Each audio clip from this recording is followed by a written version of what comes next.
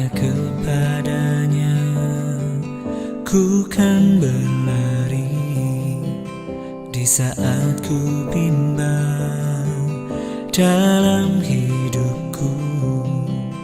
Yang aku percaya dalam hadiratnya ada kekuatan yang baru.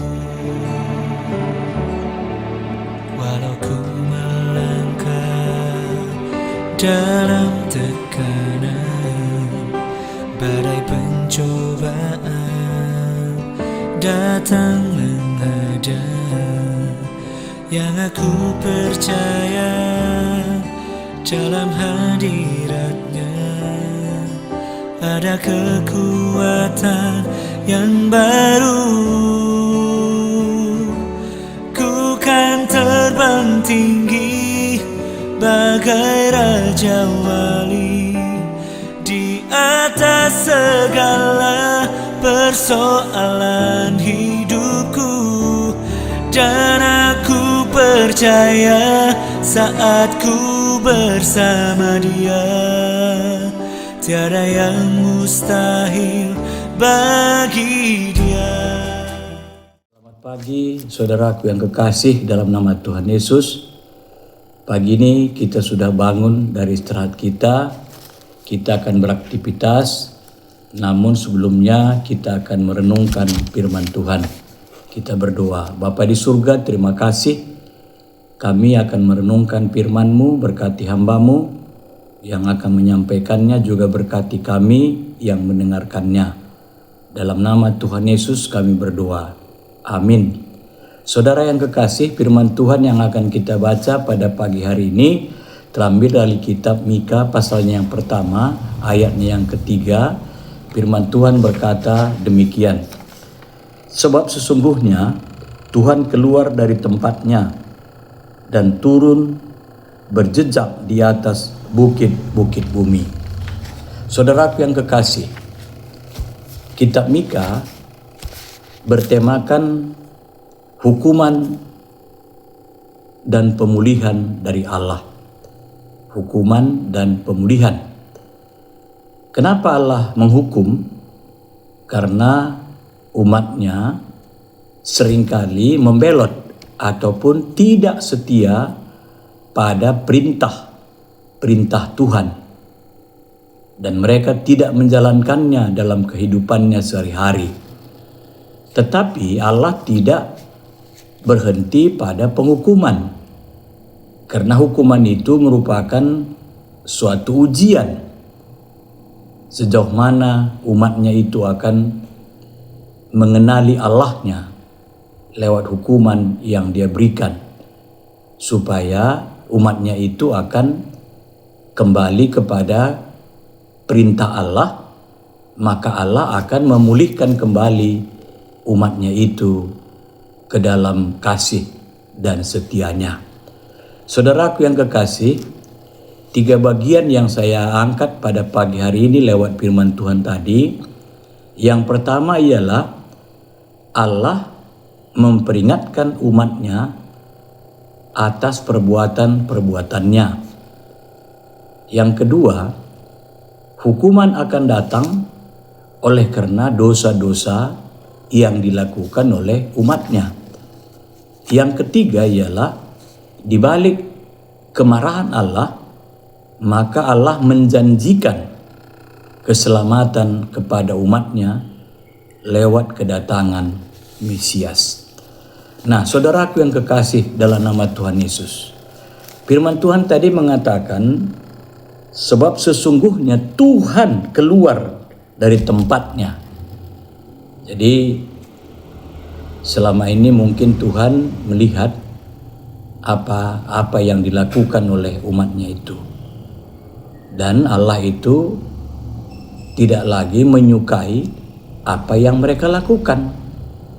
Maka dari itu Allah tidak lagi cukup hanya menyatakan lewat nabi-nabinya. Dia akan turun dan Dia akan melakukan perbuatannya apa saja yang dia ingin lakukan kepada umatnya itu. Nah, itulah maka kita melihat umatnya itu ataupun umat Israel seringkali jatuh bangun oleh karena perbuatannya sendiri. Maka Nabi ataupun Mika mengingatkan supaya umatnya itu jangan terus-menerus hidup dalam perbuatan-perbuatan yang tidak benar, karena itu akan membawa keterpurukan. Nah, itu maka Allah memperingatkan umatnya itu agar umatnya itu jangan bertahan dalam kehidupan yang tidak benar, supaya Allah itu tidak akan turun melakukan tindakan-tindakan kepada umatnya. Lalu saudaraku yang kekasih, hukuman-hukuman yang akan dilakukan oleh Allah itu oleh karena perbuatan dosa. Kita tahu Adam dan Hawa dihukum oleh Allah dan dia dikeluarkan dari Taman Eden. Kain dihukum oleh Allah karena dia membunuh adiknya, maka dia diusir. Nah, banyak sekali kita melihat dalam Alkitab hukuman-hukuman Allah oleh karena perbuatan manusia. Yang paling dahsyat ialah di mana Nuh dan keluarganya diselamatkan, tetapi manusia yang saat itu mungkin sudah jutaan dan dia dihanyutkan oleh air bah. Demikian juga waktu keturunan Nuh membangun menara Babel, di mana Allah mengacaukan bahasa-bahasa mereka sehingga mereka tidak lagi saling memahami. Istilah kalakaro lanai siangkan. Nah, itu semua oleh karena perbuatan-perbuatan manusia, oleh karena dosa tadi, sehingga Allah itu marah. Lalu saudaraku yang kekasih, di balik murka Allah itu, maka Allah juga akan memberikan ataupun menjanjikan keselamatan itu akan hadir ke dalam kehidupan manusia tadi. Itu maka kita melihat dalam kitab Mika pasal 5 ayat 1, di mana Allah itu lewat nabinya mengatakan bahwa engkau hai Betlehem Efrata, engkau yang terkecil di antara kaum-kaum Yehuda, daripadamu akan bangkit bagiku seorang yang akan memerintah Israel. Nah, ini janji Tuhan terhadap kehadiran Mesias, dan itu terbukti di mana kita setiap tahunnya merayakan kelahiran Yesus yang terjadi di kota Betlehem. Nah, saudaraku yang kekasih dalam nama Tuhan Yesus, pagi ini lewat ketiga hal tadi dan juga lewat bacaan kita, di mana kita ini sebagai anak-anak Tuhan yang juga seringkali melakukan hal-hal yang tidak benar di mata Tuhan. Walaupun kita tahu bahwa perbuatan-perbuatan yang tidak benar itu menyakiti ataupun melukai hati Allah, tapi toh kita juga masih melakukan. Dan ini tidak sedikit manusia yang konon katanya menjadi orang Kristen, tapi hidupnya tidak sama seperti orang Kristen.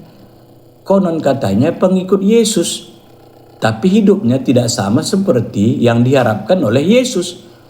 Nah, oleh karena itu saudara, lewat firman Tuhan pagi ini, saya dan saudara diingatkan karena hukuman Allah itu mengerikan, menakutkan bagi kita. Nah, oleh karena itulah pada saat-saat ini kita sebagai umat percaya kepada Tuhan Yesus merayakan minggu-minggu Advent. Dan kita sudah lalui Advent yang pertama, dan kita akan lalui juga Advent yang ketiga, keempat, lalu kita masuk ke dalam perayaan Natal dan ibadah-ibadah Natal.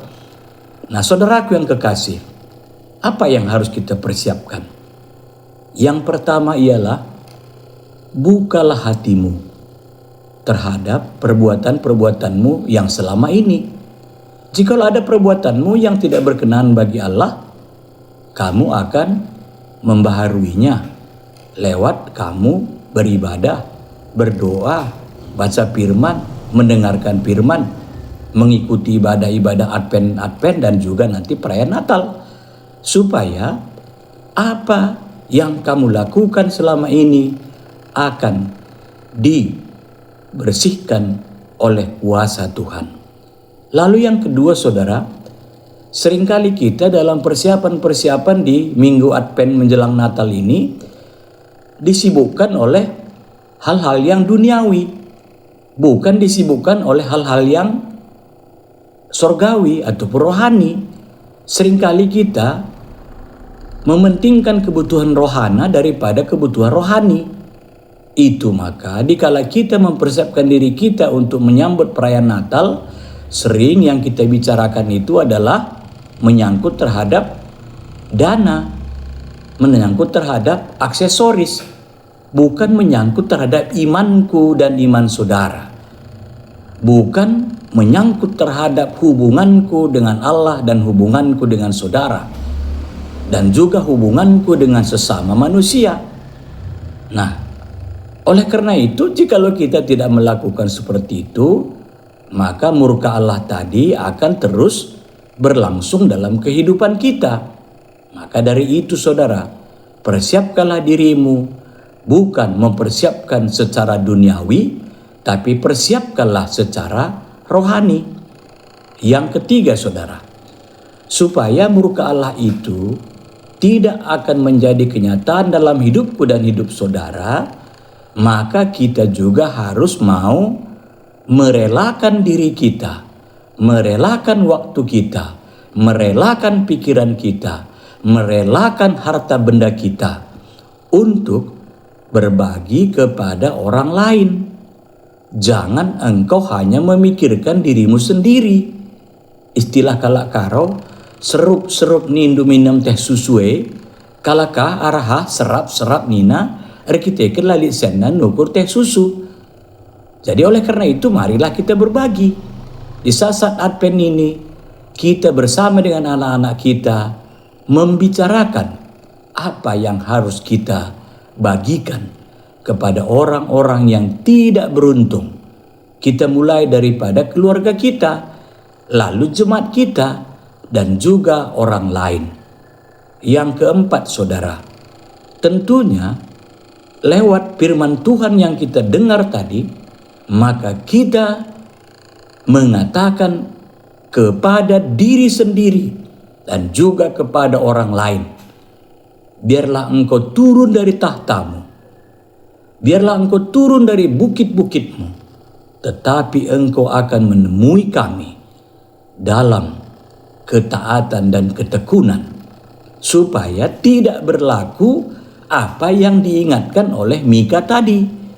Karena Mika mengingatkan kepada kita tadi bahwa Tuhan akan turun dari tempatnya berjejak atas bukit-bukit bumi. Dia turun, apa yang dia lihat dari kita dan apa yang kita perlihatkan kepada dia yang turun bersama dengan kita. Tentunya saudara, yang harus kita perlihatkan kepada dia yang turun itu adalah hati kita yang bersorak-sorai, jiwa kita yang bersorak-sorai, mempersiapkan diri di kala minggu-minggu Advent ini menyambut Natal yang tidak akan lama lagi. Selamat pagi, salam sehat, Tuhan Yesus memberkati saudara dan saya. Kita berdoa. Terima kasih Tuhan Yesus, kami sudah membaca, merenungkan firman-Mu. Kiranya Tuhan memberkati kami lewat firman yang kami baca dan yang kami renungkan. Kami percaya Bapa, di saat-saat kami mengikuti ibadah-ibadah Advent dalam persiapan Natal di tahun 2025 ini, Tuhan turun lewat bukit-bukit-Mu akan melihat kami. Kami akan memperlihatkan jiwa kami, pikiran kami, hidup kami, roh kami, semuanya berkenan bagi Tuhan. Terima kasih Bapa, Engkau ingatkan kami juga pada pagi hari ini. Bapa, pada pagi hari ini kami berdoa untuk GBKP Runggun Cibinong. Berkati Pendeta Prananta Jaya Manik dan juga Nora dan anak-anak, berkati pelayanannya. Berkati juga perkuliahan anak-anak dan persekolahan. Cukupkan kebutuhan hidup, sukacita sehat. Berkati juga BPMR GBKP Cibinong, Pertua Diaken, juga pengurus kategori Saitun, Mamre Moria Permata, dan juga KKR dan guru-gurunya, serta seluruh jemaatnya. Sukacita berkati, tambah-tambahkan kehidupan sukacita, tambah-tambahkan rezeki bagi jemaat Tuhan di GBKP Cibinong. Kami mendoakan agar GBKP Cibinong di tahun 2026 nanti sudah diizinkan gedung KKR kami dipakai 4 kali setiap bulan jikalau kami melaksanakan ibadah-ibadah minggu. Karena pada saat ini harus diizinkan 3 kali. Ada minggu-minggu yang lain lagi belum diizinkan. Tuhan tolong agar lingkungan kami menerima dengan sukacita. Terima kasih Bapa di sorga. Kami juga berdoa buat jemaat Tuhan di GBKP Jakarta Kalimantan yang sakit kau sembuhkan, yang berulang tahun kau sukacitakan, yang gundah gulana engkau hibur, yang jauh daripada kebenaran engkau tobatkan. Terima kasih Bapa di sorga, persiapkan kami untuk menyambut Natal dan juga ibadah perayaannya. Terpuji engkau, ampunkan dosa kami yang sudah engkau ajarkan bagi kami berdoa doa Bapa kami. Bapa kami yang di sorga, dikuduskanlah namamu, datanglah kerajaanmu, jadilah kehendakmu di bumi seperti di sorga. Berikanlah kami pada hari ini makanan kami yang secukupnya, dan ampunilah kami akan kesalahan kami, seperti kami juga mengampuni orang yang bersalah kepada kami. Dan janganlah membawa kami ke dalam pencobaan, tetapi lepaskanlah kami daripada yang jahat. Karena Engkaulah yang punya kerajaan dan kuasa dan kemuliaan sampai selama-lamanya. Amin. Selamat pagi, salam sehat.